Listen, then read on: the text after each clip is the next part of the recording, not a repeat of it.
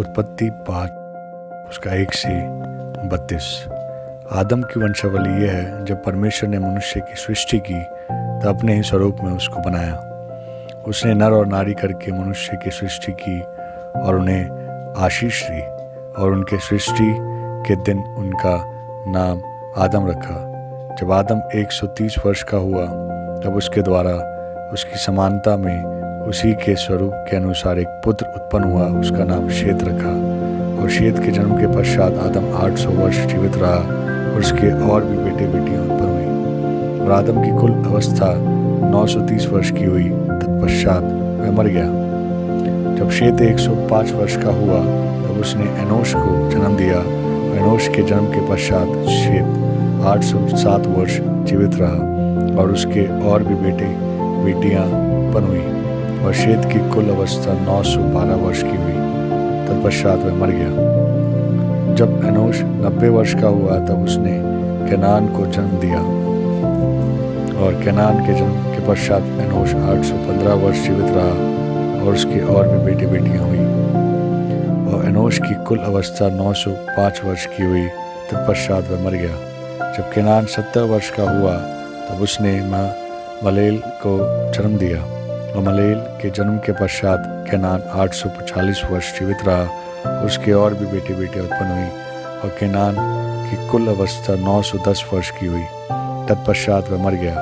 जब मलेल 65 वर्ष का हुआ तब उसने यिरद को जन्म दिया।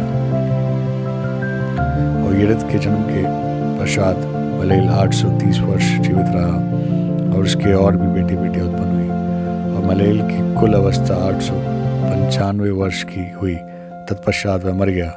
जब यिरद 162 वर्ष का हुआ जब उसने हेनोक को जन्म दिया। और हेनोक के जन्म के पश्चात यिरद 800 वर्ष जीवित रहा और उसके और भी बेटे बेटियां उत्पन्न हुई। और यिरद की कुल अवस्था 962 वर्ष की हुई। तत्पश्चात वह मर गया। जब हनोक 65 वर्ष का हुआ तब उसने मतुशेलह को जन्म दिया। मतुशेलह के जन्म के पश्चात हनोक 300 वर्ष तक परमेश्वर के साथ साथ चलता रहा और उसके और भी बेटे बेटियां उत्पन्न हुई। हनोक की कुल अवस्था 365 वर्ष की हुई। हनोक परमेश्वर के साथ साथ चलता था, फिर वह लोप हो गया क्योंकि परमेश्वर ने उसे उठा लिया। जब मतुशेलह 187 वर्ष का हुआ तब उसने लेमेक को जन्म दिया।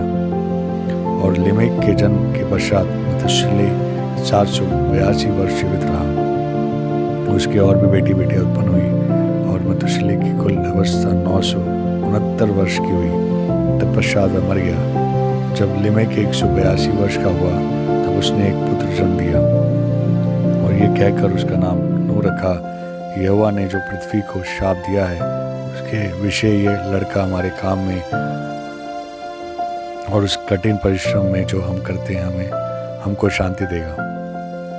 और नूह के जन्म के पश्चात लेमेक 595 वर्ष जीवित रहा। उसकी और भी बेटी बेटियां उत्पन्न हुई।